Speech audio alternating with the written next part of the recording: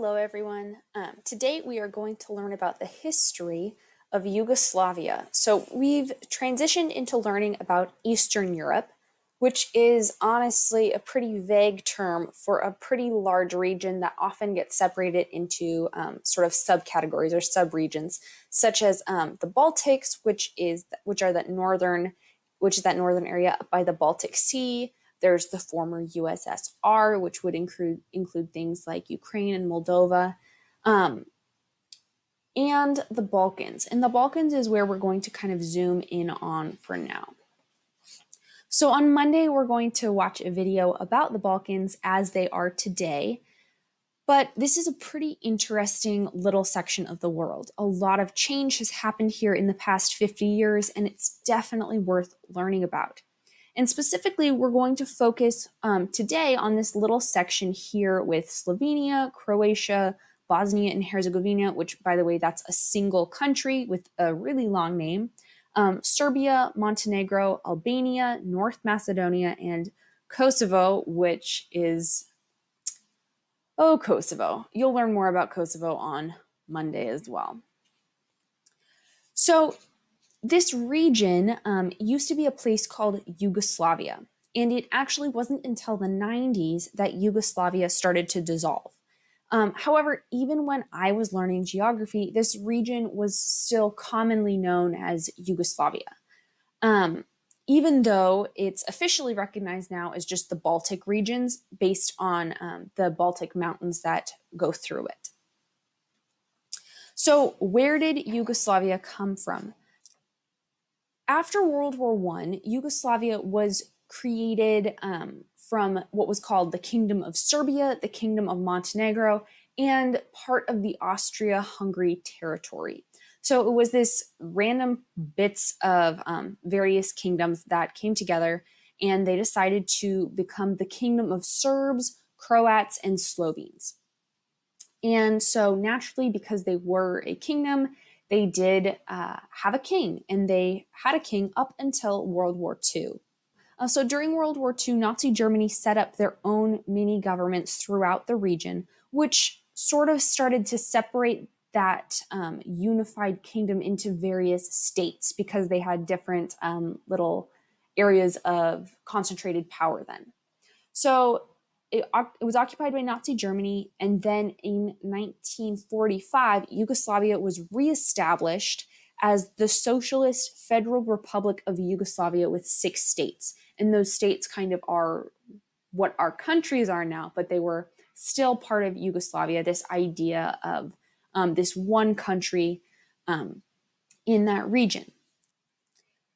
So during World War II, Croatia was led by some ultra-nationalists, and it was allied with Nazi Germany. So the Nazis came in, they occupied, and Croatia was one of those hubs of Nazi power and ideology. And so because Croatia was so influenced by Nazi ideals, they began to see ethnic Serbs as inferior and a threat to their nationality. And so kind of the same idea as what the Nazis did to the Jews, Croatia started to attack the ethnic Serbs that were living in Croatia in what became known as the Serbian-Croatian genocide. So the Serbian Croats were being killed. And that will come back later. So after World War II, you have Josip Broz Tito come in as the first president of Yugoslavia, because remember, their whole system of government has changed now. And at this point, all of those states are still united under that title of Yugoslavia. And Tito worked really, really hard to suppress the nationalism of those states. Because you can't have an effective communist society if individual states have a high sense of individual nationalism. And so in order to suppress these dissenters, he created some labor camps for political prisoners. And the most famous of these is the Goli Otok, which is a high security, top secret prison and labor camp for political prisoners. So you've probably heard things like this referred to as gulags, but the Goli Otok was one of these. And it was located on an uninhabited island off the coast of what we now call Croatia. And it had a reputation of having absolutely horrific conditions for the prisoners. And on top of that, because it's on this very small island, it also is known for having harsh weather conditions as well. So after Tito died, naturally, the nationalism of those individual states rose even higher because that suppression was gone. And that led to the fall of communism in the region. And hopefully, we'll get a chance to talk more about Serbia next week. But in the Yugoslav wars, you see Serbia really hanging on to this idea of Yugoslavia. They kept the name Yugoslavia. They were united with Montenegro, and Serbia and Montenegro stayed united under this title of Yugoslavia and really, really fought hard to not let anybody leave that union. So during these wars, the Yugoslav wars, the leader of Serbia tried to take over a few of the autonomous provinces in the area and keep at least a small sense of that Yugoslav identity. But we'll talk more about Kosovo on Monday. But that whole plan to take over some random places had some pretty mixed results. So Serbia tried to take over those territories, and Slovenia, which honestly Slovenia had repeatedly just tried to make everyone calm down during this whole time.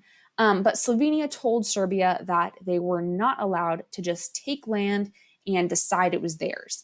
If the whole region was trying to dissolve, then Serbia should get on board with that and play nice. That didn't quite happen. So Slovenia supported the idea that all of these states needed actual independence from each other. They were too different, and they needed to be their own master.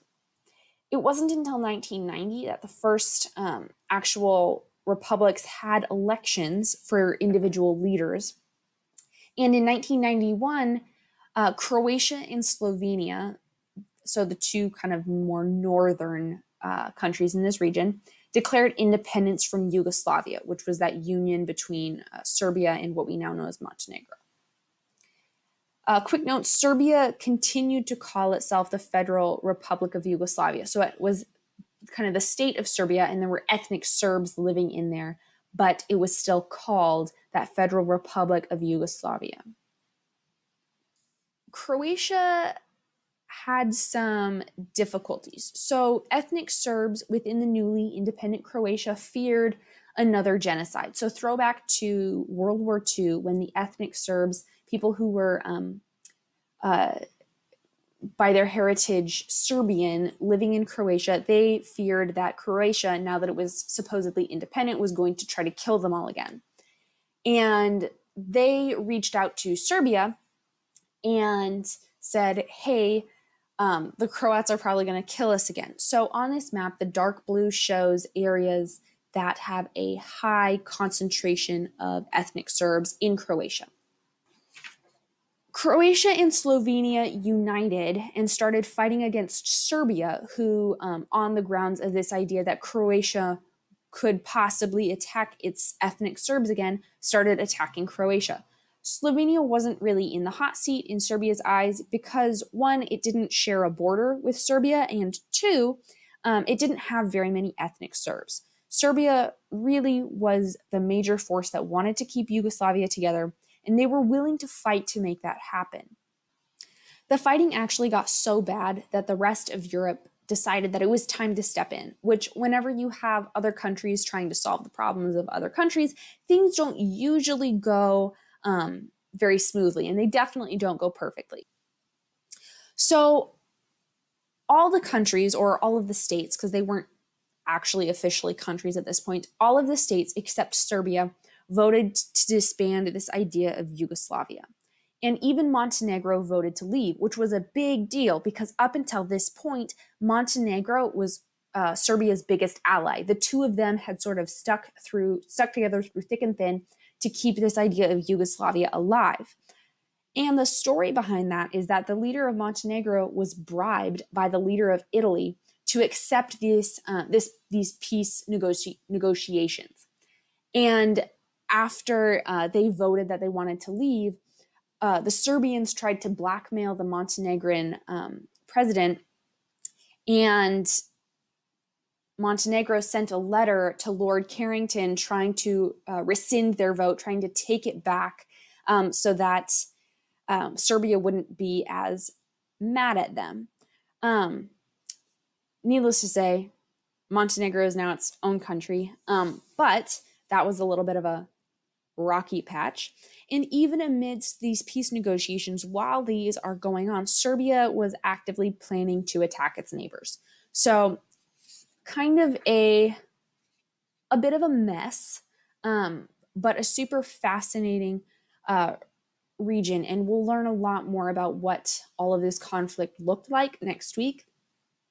But there you have it, the sort of rise and fall, mostly the fall of Yugoslavia.